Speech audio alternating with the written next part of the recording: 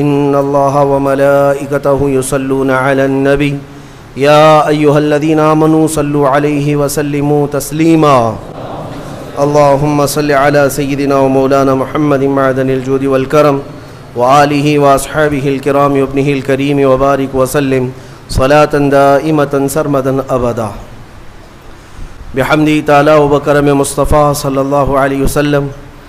آج کی شب میں قرآن عظیم کے 4 پارے مکمل ہو چکے ہیں۔ اللہ عز و جل بقیہ قرآن کو ہمیں صحیح تجوید کے ساتھ پڑھنے اور آپ سب کو سماعت کرنے کی توفیق عطا فرمائے۔ عزیزان گرامی، آج ہم نے سورہ آل عمران کی مکمل تلاوت کر لی اور پھر اس کے ساتھ ہی سورہ نساء کی بھی کچھ آیتیں تلاوت ہوئیں۔ سورہ بقرہ کے بعد بڑی سورتوں میں سورہ آل عمران ہے۔ آل عمران اس کا کیا مطلب ہے؟ عمران کون ہے؟ یہ آل کون ہے؟ یہ حضرت عیسیٰ علیہ السلام کے نانا، ان کا نام عمران تھا، یعنی حضرت بی بی مریم کے والد۔ حضرت عیسیٰ علیہ السلام کی ماں ہے سیدہ بی بی مریم، حضرت مریم کے والد تھے عمران۔ ہوا یہ تھا کہ عمران اور ان کی بیوی حنہ یہ دونوں لا ولد تھے، اولاد نہیں تھی کافی سالوں تک، یہاں تک کہ ان کا بڑھاپا آ گیا، ان کو اولاد نہیں تھی۔ کس کو؟ عمران اور حنہ کو۔ ایک دن حضرت حنہ نے اللہ تعالیٰ کی بارگاہ میں اپنے بڑھاپے کے زمانے میں یہ نذر کر لیا، منت کر لیا کہ اے اللہ، تو مجھے اگر بیٹا دے گا تو میں تیرے گھر بیت المقدس کے لیے وہ بیٹا وقف کر دوں گی۔ انی نذرت لک ما فی بطنی محررا فتقبل منی۔ یہ کون؟ عمران کی بیوی حضرت حنہ، حضرت عمران کی بیوی حنہ، انہوں نے نذر کیا، منت کیا۔ یہاں سے نذر کرنا اور منت کرنا قرآن پاک سے ثابت ہے، لیکن منت کا وہ طریقہ نہیں جو آپ نے ایجاد کر لیا کہ کہیں تالا لگا دیں گے اور دھاگا باندھ دیں گے تو منت ہو گئی۔ منت تو اللہ تعالیٰ کی بارگاہ سے ہے، نذر شرعی۔ ہاں، اولیاء کاملین کے دربار میں بھی ہم عہد کرتے ہیں، کیونکہ اولیاء کو اللہ تعالیٰ نے تصرف عطا کیا ہے، وہ سفارش کرتے ہیں اللہ کی بارگاہ میں۔ تو نذر جو شرعی ہے وہ قرآن سے جو ثابت ہے وہ یہ ہے کہ اللہ کی بارگاہ میں یوں نیت کر سکیں آپ، یوں نذر کر سکتے ہیں آپ کہ اے مولا، اگر مجھے اولاد ہو گئی تو میں مسجد بنا دوں گا، یا مسجد کے لیے فلاں چیز وقف کر دوں گا، یا ایک قرآن پاک مکمل تلاوت کروں گا، یا 10 روزے رکھوں گا، یا 10 مسکینوں کو کھانا کھلاؤں گا۔ یہ ہوتی ہے منت کے طریقے۔ آپ تو شارٹ کٹ ڈھونڈتے ہیں نا، آسان چاہیے۔ منت ایسی کرو، خالی دھاگا باندھ دوں گا یا چادر چڑھا دوں گا جس میں محنت کچھ نہ لگے۔ ارے نذر کا طریقہ یہ تھا کہ آپ روزہ رکھنے کی نیت کر لیتے کہ اگر میرا فلاں کام ہو گیا تو میں 10 روزے رکھوں گا، یا کم سے کم 3 روزے رکھوں گا، یا ایک قرآن پاک پڑھوں گا، یا 100 رکعت نماز ادا کروں گا۔ نذر کرنے کے طریقے۔ حضرت حنہ نے جو نذر کیا، منت کیا، وہ کیا کہ اے اللہ، اگر تو مجھے بیٹا دے گا تو میں وہ بیٹا بیت المقدس کے لیے وقف کر دوں گی۔ پہلی بات تو اولاد ہے نہیں، بڑھاپے میں جا کر اگر بیٹا ہو بھی گیا تو وہ تیری بارگاہ میں وقف کروں گی۔ یہ ہے نذر اور اللہ تعالیٰ سے محبت کا طریقہ۔ اور قرآن کہتا ہے کہ حضرت حنہ حاملہ ہو گئی، بچے کے آثار نظر آئے بڑھاپے کی عمر میں۔ فلما وضعتھا، پھر جب بچے کی ولادت ہوئی تو بیٹا نہیں ہوا، بیٹی ہوئی۔ انہوں نے نذر کیا کیا تھا؟ بیٹا ہوگا تو بیت المقدس میں وقف کروں گی، لیکن کیا ہوئی؟ بیٹی ہوئی۔ قالت رب انی وضعتها انثى، کہنے لگی اے اللہ، میں تو بیٹی کو جنم دے دی، میں نے تو بیٹی جن دیا۔ واللہ اعلم بما وضعت، اور اللہ فرماتا اللہ سب سے بہتر جانتا ہے کہ اس نے کیا جنم دیا، بیٹا ہے یا بیٹی. لیکن اب یہاں بیٹا بیٹی کا فلسفہ بھی ختم کرتے ہیں. تمہیں اولاد میں کیا چاہیے کیا نہیں چاہیے. قرآن کہتا ہے وَلَيْسَ الذَّكَرُ كَالْأُنثَىٰ، اللہ نے یہ فرمایا ہاں بیٹا بیٹی کی طرح نہیں ہو سکتا. یہ نہیں کہا کہ بیٹی بیٹے کی طرح نہیں ہوتی. قرآن کہتا ہے بیٹا بیٹی کی طرح نہیں ہو سکتا. بیٹی پیدا ہونے پر جو ناک بھون سکیڑتے ہیں، بعض کے تو گھروں میں طلاق کی نوبت آ جاتی ہے. ظالم ہیں وہ لوگ. ان کو بیویوں سے یا عورتوں سے شادی نہیں کرنی چاہیے، کسی روبوٹ سے یا مشین سے کرنی چاہیے. کیا یہ بیٹا اور بیٹی پیدا کرنا تمہارے ہاتھ میں، شوہر کے ہاتھ میں یا بیوی کے ہاتھ میں؟ یا اللہ تبارک و تعالی قادر مطلق کے فیصلے ہیں، وہ جسے جو چاہے عطا کرے. رب تبارک و تعالی کسی کو بیٹا دیا کسی کو بیٹی دیا. اور یہ جہالت کے رسم کو ختم کریں اپنے گھروں سے. بیٹی ہو گئی تو کیا ہوا، ارے اس کی نسل کیسے چلے گی. یہ جہالت سب سے زیادہ عورتوں میں پائی جاتی ہے. عورتوں میں تانے مارنا ان عورتوں کو جن کے ہاں بیٹیاں ہوتی ہیں کہ ایک ہوئی، اچھا 2 ہوئی بیٹیاں، 3 ہوئی، 4 ہوئی بیٹیاں. ظالمو تمہیں کیا پتا میرے رسول کو بھی 4 بیٹیاں ہی ہیں. رسول کریم صلی اللہ تعالی علیہ وسلم کو اللہ نے 4 بیٹیاں دیا، بیٹے بھی دیا، لیکن بیٹے کوئی حیات نہیں رہے. اور جو نسل میرے مصطفیٰ کی چلی وہ بیٹی سے ہی چلی.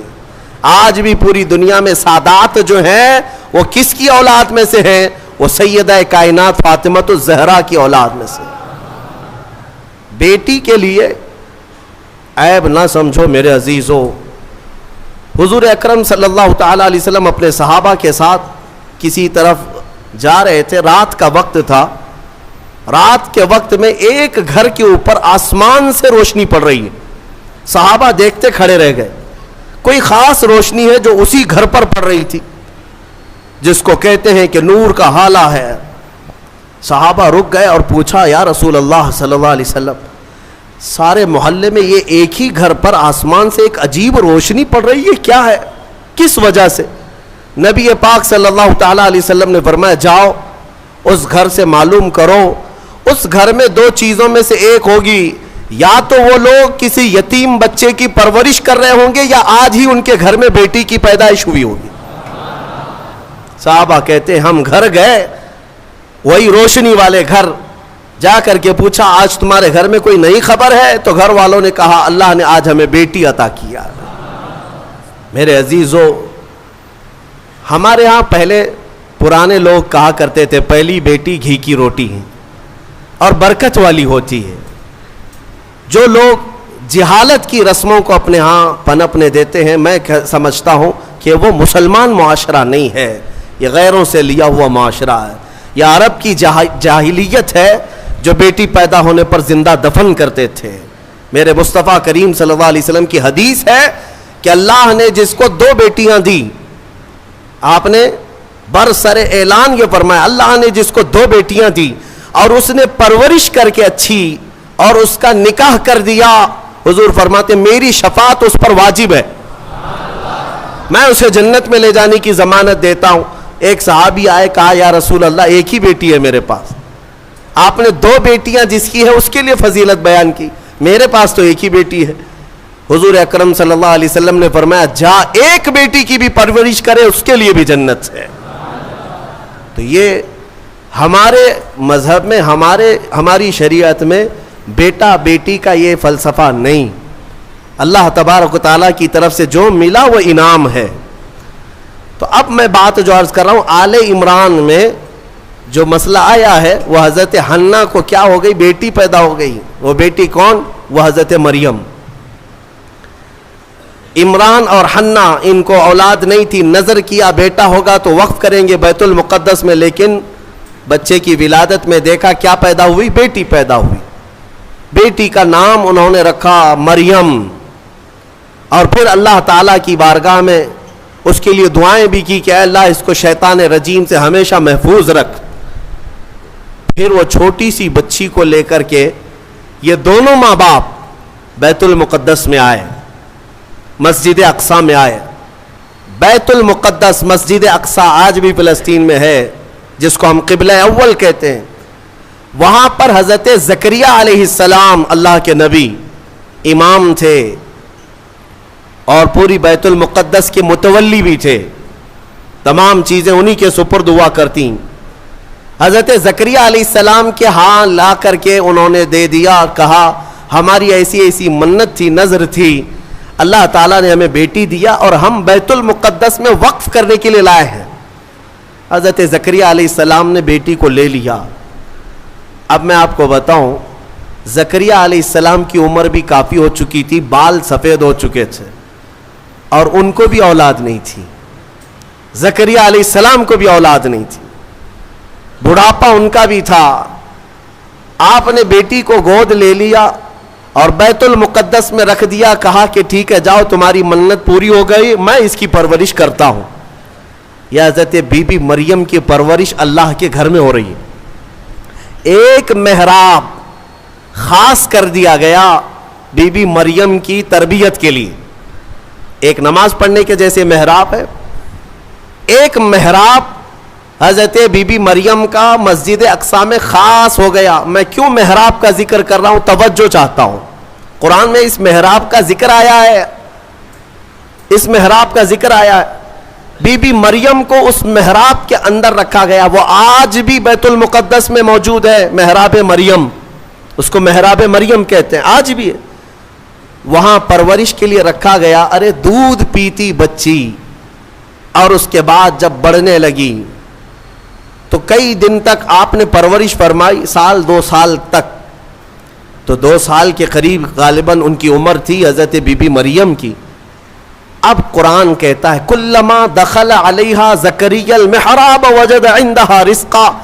جب جب حضرت زکریا مریم کے محراب میں جاتے تو الگ الگ قسم کے پھل وہاں پر دیکھتے تھے. بے موسم کا پھل, آم کا سیزن نہیں, آم موجود ہے. انگور کا موسم نہیں, انگور موجود ہے. بغیر موسم کے بھی وہاں پھل موجود ہوتے تھے, قسم قسم کا رزق وہاں ہوتا تھا. حضرت زکریا علیہ السلام حیران ہو کر پوچھتے ہیں قال یا مریم انا لکی ھذا, اے مریم یہ سب تیرے پاس کہاں سے آتا ہے؟ قالت, حضرت سیدہ مریم نے کہا ان اللہ یرزق من یشاء بغیر حساب. قالت هو من عند اللہ, وہ کہتی یہ سب اللہ کی طرف سے ہے, اللہ جسے چاہتا ہے بے حساب رزق دیتا. بات ہو گئی حضرت بی بی مریم کو. اب جو نکتہ مجھے بتانا ہے توجہ چاہتا ہوں. تفسیر سننے کا اسی میں لطف ہے کہ تفسیر سننے کے بعد آپ کا عقیدہ بھی مضبوط ہو جائے, ایمان میں اضافہ بھی ہو جائے, اور یہ پتا چلے کہ سنیو تم حق جماعت پر ہو.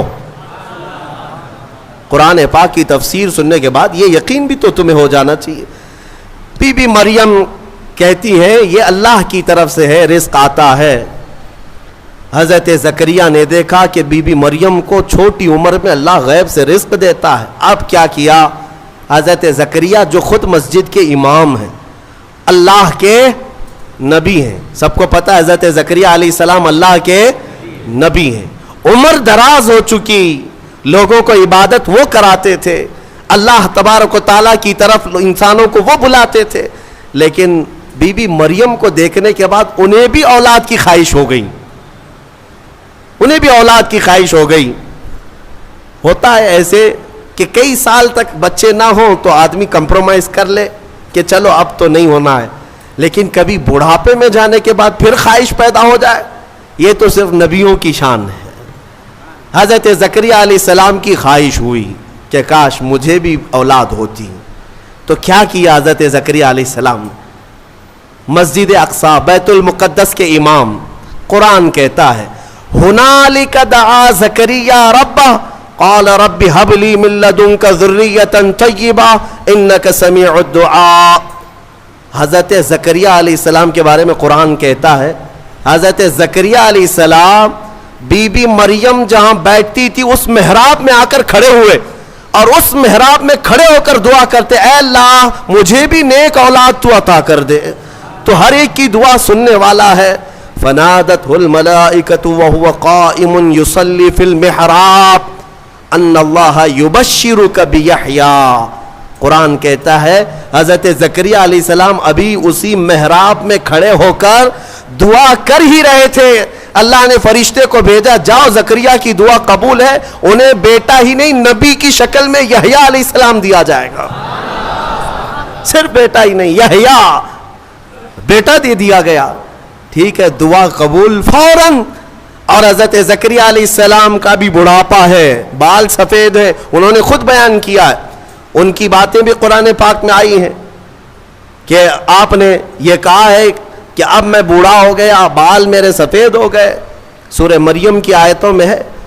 اب مجھے عرض یہ کرنا ہے, حضرت زکریا علیہ الصلاۃ والتسلیم وہاں مریم کی محراب میں جا کر کیوں دعا کی؟ پوری مسجد ہے نا بیت المقدس, پوری مسجد ہے, کسی بھی علاقے میں بیٹھ کر کے دعا کرتے, کسی بھی خطے پر, کسی بھی مصلی پر. مریم جہاں ہے اس مصلی پر یا اس محراب پر کیوں کھڑے ہو کر دعا کیا؟ یہی سنیوں تمہیں عقیدہ میں بتانا چاہتا ہوں, اللہ والے جہاں ہوتے ہیں وہاں دعائیں قبول ہوتی ہیں. اجمیر میں جا کر دعا کرنے کے لیے اعلیٰ حضرت فاضل بریلوی رضی اللہ تعالیٰ عنہ نے فتاوی رضویہ شریف میں لکھا ہے, ہندوستان میں اگر کچھ علاقے ہیں جہاں پر دعائیں تیز قبول ہوتی ہیں تو ان میں ایک جگہ ہے خواجہ اجمیری غریب نواز کا دربار. اعلیٰ حضرت نے لکھا ہے. میرے عزیزوں, کیوں؟ یہ قرآن سے ثابت ہے. لوگ یہی کہتے ہیں نا اولیاء کے دربار میں جا کر کے پکارتے ہو, کیا مسجد میں نہیں پکارے؟ زکریا علیہ السلام سے کہو, وہ خود مسجد کے امام تھے, مصلی پر اپنے بیٹھ کر کے دعا کرتے. نہیں, نبی نے بھی یہ سکھایا کہ اللہ تبارک و تعالیٰ جسے پسند کرتا ہے اس جگہ کھڑے ہو کر دعا کرو گے تو اللہ دعا قبول فرماتا ہے. ہاں, اللہ تبارک و تعالیٰ کو یہ پسند ہے ہاں بے ان کے واسطے خدا کچھ عطا کرے. اب یہاں سے بریلی کے امام کہتے ہیں جو حضور پاک صلی اللہ تعالیٰ علیہ وسلم کے وسیلے کے منکر ہیں, ان سے بھی کہتا ہوں بے ان کے واسطے خدا کچھ عطا کرے. ہاشا, غلط, یہ ہوس بے بصر کی ہے. ہاں, تم خام خیالی میں ہو حضور کو چھوڑ کر کے تمہیں کچھ مل جائے. قرآن نے بھی تمہیں یہی کہا ہے, محبوبوں کے دربار میں کھڑے ہو کر دعا کرو گے تو اللہ وہ دعائیں قبول فرماتا ہے. میرے عزیزو, یہاں پر ایک اور بات میں عرض کرتا ہوں. ابھی یہ تفسیر آئی نہیں ہے لیکن وقت سے پہلے میں موضوع سے متعلق ہے اس لیے عرض کرتا ہوں. موضوع سے متعلق ہے اس لیے کہ حضرت موسیٰ علیہ الصلاۃ والتسلیم کا وہ واقعہ یاد کریں جب فرعون کا لشکر پیچھا کرنے لگا موسیٰ علیہ السلام کی جماعت کا. آپ مومنین کی جماعت کو لے کر چل پڑے, سامنے سمندر, پیچھے 100,000 کے قریب فرعون کا لشکر. کدھر جائیں؟ ادھر سمندر ہے, ادھر دشمنوں کا لشکر ہے. حضرت موسیٰ علیہ السلام کے ساتھ جو مومنین تھے ان کی آزمائش بھی تھی. ایسا موقع آ جائے, ایک طرف سمندر ہے, ایک طرف دشمن کی فوج, لیکن اللہ تعالیٰ جسے جہاں سے چاہے بچائے. رب تعالیٰ کا حکم ہوا کہ اے موسیٰ اس سمندر پر اپنا عصا مارو. آپ نے عصا لکڑی ماری تو 12 راستے خشک پیدا ہوئے. موسیٰ علیہ السلام کا جو قبیلہ تھا, یعنی آپ کی جو جماعت تھی مومنین کی, وہ 12 خاندانوں میں تھی, تو سب کے لیے ایک ایک راستہ سمندر میں بن گیا. سب اس راستے سے چلنے لگے. سمندر کے دوسرے کنارے وہ پہنچ گئے. فرعون نے دیکھا راستہ کھلا ہوا ہے, ہم بھی چلتے ہیں. فرعون موسیٰ علیہ السلام کے یہ کھلے ہوئے راستوں کے درمیان آ گیا. بیچ سمندر میں فرعون کی فوج پہنچی تھی, سمندر کو واپس ملا دیا گیا. فغشیہم من الیم ما غشیہم, قرآن کہتا ہم نے ڈھانک دیا سمندر کو جیسے ڈھانکنا ہے, تو غرق ہو گئے ہمیشہ کے لیے. فرعون ختم ہو گیا, برباد ہوا. موسیٰ علیہ السلام اپنے ایمان والوں کو لے کر دوسرے کنارے پر آئے. جو بات عرض کرنا ہے اس کے لیے مجھے تھوڑی تفصیل بتانی پڑ رہی ہے, پورا ذہن میں آ جائے آپ کے. دوسرے کنارے آئے, موسیٰ علیہ السلام نے شکرانہ ادا کیا, یہ عاشورہ کا دن تھا. پھر آپ کوہ طور پر چلے گئے موسیٰ علیہ السلام, جب آپ پر تورات نازل ہو رہی تھی. حضرت موسیٰ علیہ السلام 40 دن کے لیے گئے تو ہوا کیا, ان کی قوم میں سامری نام کا ایک شخص تھا, جو موسیٰ علیہ السلام کے خاندان کا تھا. اس نے کیا کیا, سارے لوگوں کے پاس جو جو سونا چاندی تھا سب اکٹھا کیا, اس کو پگھلایا, میلٹ کیا, اور اس سے ایک بچڑا بنایا, گائے کا بچڑا بنایا. اور اس کے بعد اس کی کلا کیا تھی یہی بتانا مجھے ہے. اس بچڑے کو بولنے کے قابل بنا دیا. میاں سونا اور چاندی کا وہ بچڑا بولتا تھا. اندازہ کرو, یہ سیل اور بیٹری کا زمانہ نہیں ہے کہ آج کے کھلونے جیسے بولتے ہیں, آپ کو تعجب نہیں ہوگا. لیکن وہ 3000 سال پہلے اگر بچڑا بولتا ہو بغیر سیل کے, بغیر بیٹری کے, اور کوئی نہ ٹیپ ریکارڈ, اس کے اندر کوئی چیز نہیں, لیکن بولتا تھا, تو قوم گمراہ ہو گئی. اور سامری سب کو کیا کہتا تھا کہ موسیٰ کا جو خدا ہے نا, جسے وہ ملنے کا ہے, وہ خدا یہی ہے, یہی بچڑا ہے. یہ بچڑے کی پوجا وہیں سے شروع ہوئی تھی. اور جو گمراہ ہوئے وہ عبادت میں لگ گئے, اور ایسی عبادت, اسی کے پاس اعتکاف, اسی سے نظر, منتیں, سب بچڑے کے پیچھے لگ گئے کہ تو ہی ہمارا سب کچھ ہے, ہمارا فلاں کر دے, ہمارا فلاں کر دے. بچڑا بولتا بھی تھا. یہ تعجب کی بات ہے نا, حیرت کی بات ہے.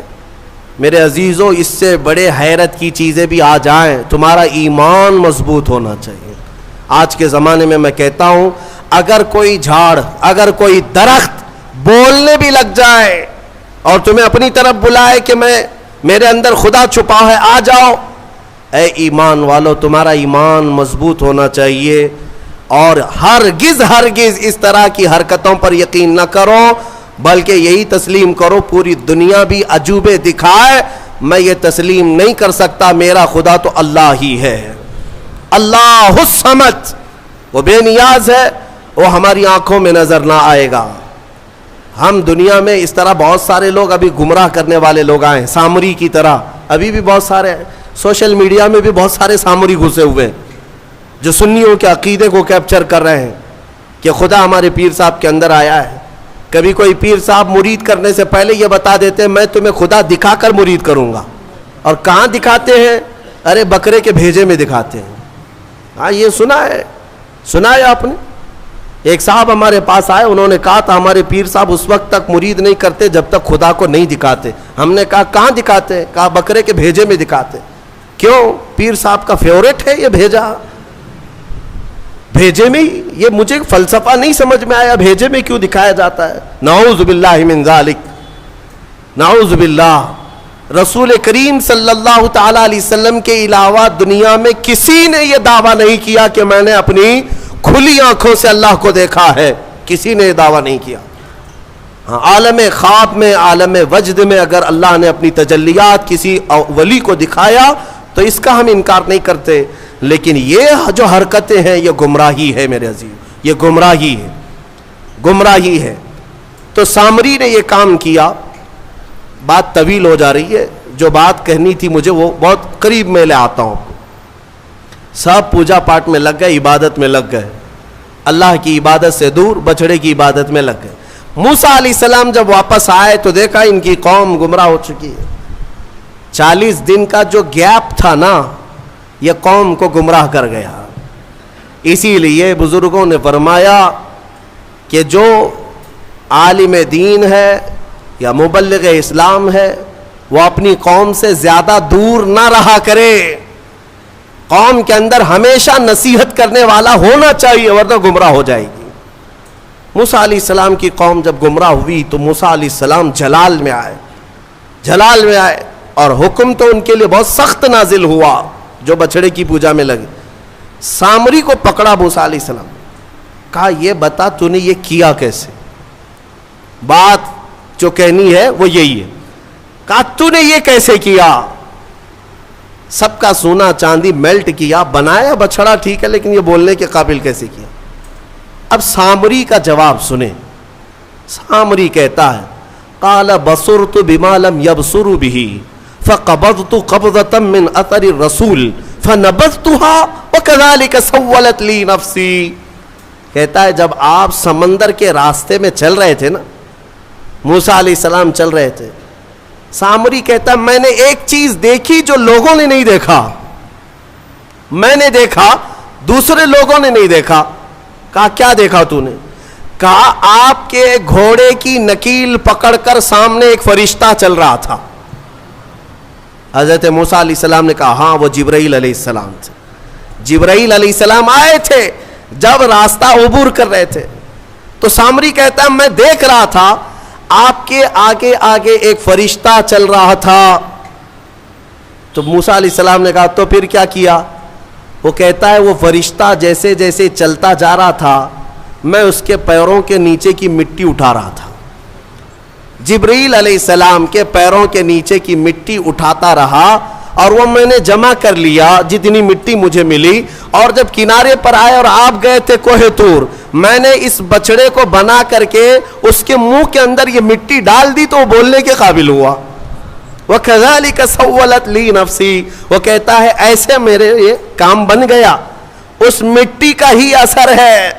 اللہ اللہ اے سنیوں میں یہی کہنا چاہتا ہوں, جبرائیل علیہ السلام کے پیروں کے نیچے کی مٹی اگر بے زبان بچڑے کو بولنے کے قابل بنائے تو جو جبرائیل اپنا ماتھا رسول اقدس کے تلووں پر مس کرے, اس رسول پاک کے قدموں کے دھول کا حال کیا ہوگا. کھائی قرآن خاک گزر کی قسم, اس کفے پاک کی حرمت پہ لاکھوں سلام. اسی لیے ہمارے امام نے تمنا بھی کیا نا بارگاہ مصطفیٰ میں, تو کیا کہا؟ دل کرو ٹھنڈا میرا وہ کفے پا چاند سا. کفے پا کس کو کہتے ہیں؟ کفے پا, پا پیر کو کہتے ہیں فارسی میں, کف کہتے ہیں نیچے کا حصہ. پیر کا جو تلوا ہے, پیر کا جو تلوا ہے اسے کیا کہتے ہیں؟ کفے پا. پیر کے تلوے کو کفے پا. اعلیٰ حضرت تمنا یہ کرتے ہیں دل کرو ٹھنڈا میرا وہ کفے پا چاند سا, سینے پہ رکھ دو ذرا تم پہ کروڑوں در. میرے عزیزو, قرآن سے تو ثابت ہے نسبت کا بڑا اثر ہے. اگر نسبت کا کوئی اثر نہ ہوتا تو قرآن کی یہ آیتیں نہیں آتی. اسی طرح سے بہت ساری آیتیں ہیں, پھر کسی اور موقع پر عرض کروں گا. یہ آل عمران کا یہ خلاصہ تھا. حضرت بی بی مریم کو بیت المقدس میں پرورش کرایا گیا, پھر اس کے بعد عیسیٰ علیہ السلام کی پیدائش تک جو حالات ہیں آپ کے, وہ پھر انشاءاللہ سورہ مریم میں عرض کروں گا. یہ آل عمران کس کو کہتے ہیں؟ سنو, آل جو ہے, آل عربی میں خاندان کو کہتے ہیں. بڑا خاندان ہو تو اس کو آل کہتے ہیں. اب عمران کی آل میں کتنے لوگ ہیں؟ عربی میں ایک کو واحد, ایک کو واحد, دو ہوں تو تثنیہ, اور دو سے زیادہ تو جمع, اور اسی کو آل کہتے ہیں. باقی ساری لینگویج میں, انگلش میں ایک کو سنگل, ایک سے زیادہ ہو تو پلورل. صحیح کہہ رہا ہوں؟ اردو میں بھی ایک ہو تو واحد, ایک سے زیادہ ہو تو جمع. لیکن عربی کا گرامر الگ ہے. عربی میں ایک ہو تو اسے واحد, دو ہو تو اس کے لیے ایک لفظ ہے تثنیہ. دو کو جمع نہیں کہتے عربی میں, دو کو جمع نہیں کہتے. دو سے زیادہ ہو تو عربی میں اس کو جمع کہتے ہیں. اور آل کے لیے جمع ہونا ضروری ہے, دو سے زیادہ ہونا چاہیے, تب اس کو کیا کہتے ہیں؟ آل. لیکن یہاں پر ایک مسئلہ ہے, حضرت عمران کی آل میں کتنے لوگ ہیں؟ آل کیوں کہہ رہا ہے قرآن؟ حضرت عمران کی ایک بیٹی بی بی مریم, ایک بیٹی بی بی مریم, اور مریم کا ایک بیٹا عیسیٰ علیہ السلام. اس کے بعد اولاد ہے؟ ایک بیٹی ہے, ایک نواسا ہے.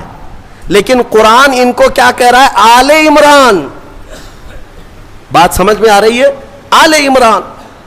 ہم نے یہ گرامر اور قواعد کو پوچھا کہ جمع ہو تو آل کہا جاتا ہے, یا دو کو ہی آل کہہ رہے؟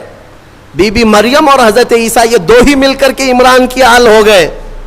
تو مفسرین نے فرمایا یہ قاعدہ اپنی جگہ پر, لیکن اے لوگو, اگر کوئی خاندان میں سب سے زیادہ شریف ہو تو ایک بھی جو ہے وہ 1000 کے برابر ہوتا ہے. حضرت عمران کی آل میں ایک بی بی مریم ہے جو سب سے پاک خاتون ہے، اور ایک نواسا ہے جو اللہ تعالیٰ کی طرف سے ایک ایسی آیت اور نشانی لے کر کے آیا، دنیا میں اس کا مثل کوئی نہیں۔ وہ عیسیٰ علیہ السلام بغیر باپ کے پیدا ہوئے، اس نشانی کو دنیا میں کہیں اور دیکھا آپ نے؟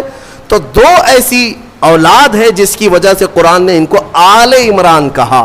اس سورے کی بڑی برکت ہے، اس میں کچھ آیتیں ہیں، اس سے قبل بھی میں نے تفسیر میں بتایا تھا، آیت نمبر میں آپ کے سامنے ذکر کر دیتا ہوں تاکہ اس کے فوائد معلوم ہو۔ جب کبھی آپ کی گھر میں عورتیں حاملہ ہوں یا بچے کی ولادت کے اوقات آ جائیں تو ان آیتوں کی تلاوت جاری رکھیں، نیک و صالح اولاد پیدا ہوگی، نیک و صالح اولاد پیدا ہوگی۔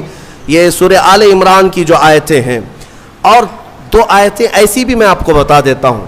مفسر شہیر حکیم الامت نے فرمایا اگر کوئی قرض کے بوجھ سے پریشان ہے اور تنگ دستی کا شکار ہے، مال میں کمی، اسباب میں کمی، روزگار نہیں، یا اس پر بوجھ ہے مال کا، تو اس کے لیے فرمایا دو آیتیں، یا پھر کسی حاکم سے ڈر لگتا ہے، حاکم سے ڈر لگتا ہے اور کسی کے پکڑنے کا خوف لگتا ہے، لیکن تم صاف ہو، یہ دو آیتیں اگر عشاء کی نماز کی آخری 2 رکعت نفل میں 5 مرتبہ پڑھو گے تو اللہ ساری محتاجی دور فرمائے گا۔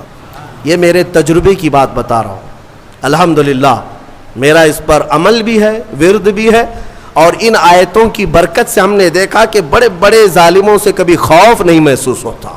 اللہ تعالیٰ نے دل کو مضبوط رکھا ہے، دل کو مضبوط رکھا، یہ آیتوں کی برکت ہے۔ میں وہ دونوں بتاتا ہوں۔ پہلے وہ آیتیں جو سورہ مریم کی ہیں جس میں اللہ تبارک و تعالیٰ نے حضرت بی بی مریم کی ولادت کا جو ذکر فرمایا، آیت نمبر 33 نہیں، آیت نمبر 35، آیت نمبر 36، آیت نمبر 37، یہ 3 آیتیں، 35، 36، 37 سورہ آل عمران کی یہ 3 آیتیں ہیں۔ عورتوں کو اس کی تلاوت کرنے کے لیے آپ کہا کریں، اور اگر درد کی شدت بڑھ جائے کبھی ولادت کے وقت میں، ان 3 آیتوں کا ورد کریں، انشاءاللہ سارا درد نکل جائے گا اور اللہ اسے راحت عطا فرمائے گا، اور اس پر اسے اجر بھی عطا فرمائے گا۔ جو بھی بچہ ہوگا انشاءاللہ نیک و صالح ہوگا۔ اور جو دوسری آیتیں میں نے بتائی جس کے اللہ تبارک و تعالیٰ نے رزق کی وسعت رکھی اور محتاجی سے محفوظ رہنے کے لیے بزرگوں نے فرمایا، یہ ہے آیت نمبر 25 اور 26، آیت نمبر 25 اور 26، یہ سورہ آل عمران کی یہ 2 آیتیں اگر عشاء کی آخری جو 2 رکعت نفل ہوتی ہیں، پہلی رکعت میں 5 بار، دوسری رکعت میں 5 بار پڑھے، پھر آپ کو خود تجربہ شاہد ہو جائے گا، خود تجربہ کر کے دیکھ لیں۔ آیتوں کا اگر میں ورد کروں تو بھی آپ کو پتہ چل جائے گا کہ ان آیتوں میں کیا ہے۔ قل اللہم مالک الملک تؤتی الملک من تشاء وتنزع الملک ممن تشاء وتعز من تشاء وتذل من تشاء بیدک الخیر انک علی کل شیء قدیر۔ یہ آیتیں ہیں جس میں اللہ تعالیٰ نے یہی فرمایا کہ اللہ جسے چاہے ملک عطا کرے اور جس سے چاہے ملک کو چھین لے، اور جس سے چاہے عزت عطا کرے، جسے چاہے ذلت دے۔ ساری خیر اللہ تیرے دست قدرت میں ہے، تو ہر شے پر، ممکن شے پر قادر ہے۔ تو یہ آیتوں کا ورد میں یہاں آپ کو یہ کہہ رہا ہوں۔ آج کی تفسیر کے لیے اتنا ہی ہے، ایک آیت کریمہ میں تلاوت کر کے اپنی تفسیر کو ختم کرتا ہوں۔ بات جی اجازت کے ساتھ میں یہ دے رہا ہوں، جو مجھے میرے بزرگوں نے اجازت دیا ہے، اجازت کے ساتھ میں کہہ رہا ہوں تاکہ امت کو اس میں نفع ہو۔ ایک آیت اللہ تعالیٰ نے فرمایا وَإِذْ أَخَذَ اللَّهُ مِيثَاقَ النَّبِيِّينَ لَمَا آتَيْتُكُم مِّن كِتَابٍ وَحِكْمَةٍ ثُمَّ جَاءَكُمْ رَسُولٌ مُصَدِّقٌ لِّمَا مَعَكُمْ لَتُؤْمِنُنَّ بِهِ وَلَتَنصُرُنَّهُ۔ ایک واقعہ یہ بھی آیا ہے، اللہ نے سارے نبیوں کی روحوں کو پیدا کرنے سے پہلے جمع کیا، ایک اجتماع ہوا تھا سب کے پیدا ہونے سے پہلے، سارے جو نبی ہو کر دنیا میں آنے والے تھے ان سب کو جمع کیا۔ اللہ نے ان سب سے ایک وعدہ لیا۔ کیا وعدہ ہے؟ اس وعدے کا ذکر قرآن میں آیا۔ اللہ تعالیٰ فرماتا ہے تم سب کے سب اس بات کا وعدہ کرو کہ دنیا میں جاؤ گے، اگر تمہارے زمانے میں میرا محبوب رسول آ گیا تو تم سب کے سب اس پر ایمان لاؤ گے. وعدہ کس سے لیا جا رہا ہے؟ نبیوں سے. لَتُؤْمِنُنَّ بِهِ، تم سب کے سب اس پر ایمان لاؤ گے. اور اتنا ہی نہیں بلکہ اس کی مدد بھی کرو گے، مدد بھی کرو گے. اور اتنے ہی پر کافی نہیں، اللہ نے پھر پوچھا کیا تم سب کو اس بات کا اقرار ہے؟ ساری روحوں نے کہا ہمیں اقرار ہے. اللہ فرماتا ہے ٹھیک ہے، میں تمہارے ساتھ گواہ بن جاتا ہوں. میں انا معکم من الشاہدین، میں گواہ ہوں تمہارے ساتھ کہ رسول میرا آئے گا تو تم سب کے سب اس پر ایمان لاؤ گے. مجھے بتاؤ اے سنیوں، پھر میلاد مصطفیٰ کہتے کسے ہیں؟ میلاد کہتے کسے؟ رسول کے آنے کا ذکر کرنا اسی کو میلاد. اور میلاد کا ذکر کہاں ہو رہا ہے؟ ابھی دنیا آئی بھی نہیں. نبیوں کی روحوں کے اجتماع میں اللہ میرے مصطفیٰ کی میلاد کا ذکر فرما رہا ہے. وہ جو نہ تھے تو کچھ نہ تھا، وہ جو نہ ہو تو کچھ نہ ہو. جان ہے وہ جہان کی، اور جان ہے تو جان ہے. وہی ہے اول، وہی ہے آخر، وہی ہے قرآن، وہی ہے فرقان، وہی ہے طٰہٰ، وہی ہے یاسین. میرے عزیزو، رسول کریم صلی اللہ تعالیٰ علیہ وسلم کو اللہ تعالیٰ نے دنیا میں بھیجنے سے پہلے یہ وعدہ لیا. اب یہ آیت پر میں آپ سے کہتا ہوں حضور پاک صلی اللہ تعالیٰ علیہ وسلم اول بھی ہیں آخر بھی ہیں. اول بھی ہیں آخر بھی ہیں. کیسے؟ بعض لوگ یہی سوال کرتے ہیں حضور تو سب سے آخر زمانے میں آئے نا، تو اول کیسے ہوئے؟ اول کیسے؟ اس کو ایک مفسر نے بڑے اچھے نقطے سے سمجھایا. بات ایسی ہے کہ زمین میں ایک بیج بو، زمین میں ایک بیج بو دیا آپ نے. بیج بویا، درخت نکلا، پودا نکلا، پودا بڑھتا ہوا درخت، درخت میں پتے آئے، پتوں سے پھر شاخیں، شاخوں سے پھر پھول، پھول سے پھر پھل، اور پھل کے اندر پھر کیا آیا؟ بیج آیا. بیج شروع میں بھی تھا، بیج سب سے آخر میں بھی تھا. اسی لیے کہا گیا آدم کی خمیر میں بھی، آدم علیہ السلام کی خمیر میں بھی جو پیشانی میں نور رکھا گیا تھا وہ کسی اور کا نہیں، وہ میرے محمد کا نور تھا صلی اللہ تعالیٰ علیہ وسلم. اعلیٰ حضرت فاضل بریلوی رضی اللہ تعالیٰ عنہ نے اسی لیے ہمیں یہ عقیدہ دیا ہے وہی ہے اول، وہی ہے آخر، وہی ہے ظاہر، وہی ہے باطن. اسی کے جلوے، اسی سے ملنے، اسی سے اس کی طرف گئے تھے. معراج کی شب میں کیا ہوا تھا؟ معراج کی شب میں حضور گئے تھے نا، اس کو اعلیٰ حضرت کیسے کہہ رہے ہیں؟ اسی کے جلوے، اسی سے ملنے، اسی سے اس کی طرف گئے تھے. وہی ہے اول، وہی ہے آخر، وہی ہے ظاہر، وہی ہے باطن. مولا کریم ہمیں ہمیشہ میرے مصطفیٰ کریم کے عاشقوں کی جماعت میں رکھے، اور ذکر مصطفیٰ کریم صلی اللہ تعالیٰ علیہ وسلم آخری سانس تک مولا ہماری زبانوں پر جاری و ساری رکھے. دنیا میں چاہے کوئی بھی بیان ہو، ہم کو اللہ تعالیٰ اتنی توفیق عطا کرے کہ دم میں جب تک دم ہے ذکر ان کا سناتے جائیں گے. وآخر دعوانا الحمدللہ رب العالمین.